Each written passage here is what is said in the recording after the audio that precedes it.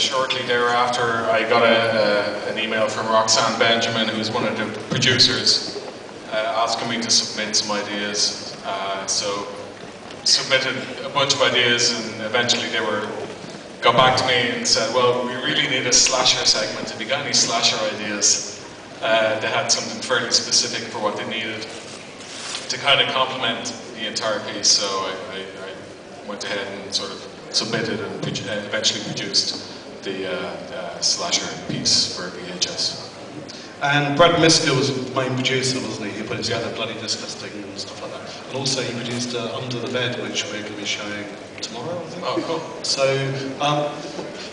did you know what the other directors were going to be doing, or were you each allowed to just riff and just go with it?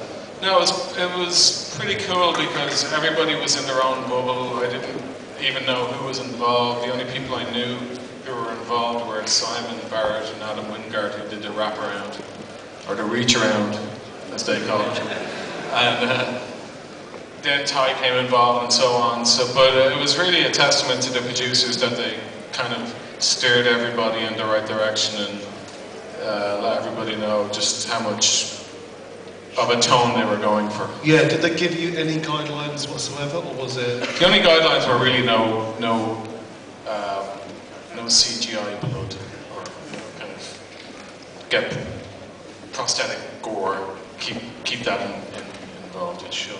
And you're a big fan of anthology movies, aren't you? So. Yeah, for me, anthology it was probably my gateway to horror. I think one of the early movies I saw was Dead of Night and Creepshow.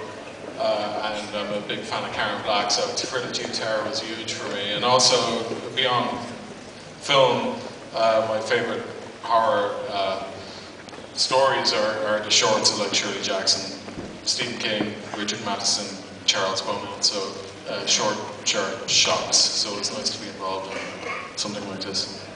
And you're working with Kim Newman on a radio thing? Yeah, I do it's an anthology collection of old-time radio plays called Tales from Beyond the Pale, which last season we had people like Simon Rumley, who I think is here somewhere, and there you go, and Ashley Thorpe, who may be over there somewhere, and people like Paul Solid, who was at FrightFest before. This season we're going to be kicking out some live pieces in New York and producing those live, also recording them. Hopefully they'll end up online soon too. Very cool. A few questions. We've got these great posters to give away, which I really want one myself. So make the questions good.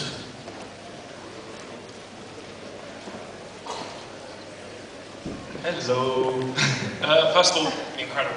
Loved it. My question really was there any apprehension when approaching it initially due to the found footage nature of the film? How did you approach it as yourself and also as like a collective? Yeah, I think pretty much everybody was apprehensive about the found footage aspect of it. For me, I was thrilled to be involved in an anthology.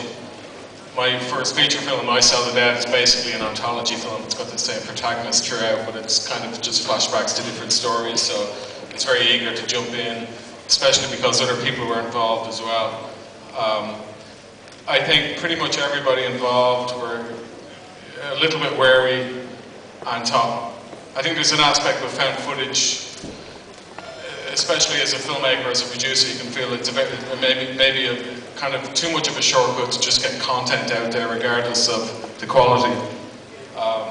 So for me, when I became involved, I just researched found footage. I hadn't seen anything, I don't think, since Blair Witch, so it was nice to check out the paranormal activities in the Cloverfields and stuff like that. So I eventually ended up pretty enthused, and I'm very enthused with the found footage subgenre. I think is, the sky's the limit pretty much at this stage,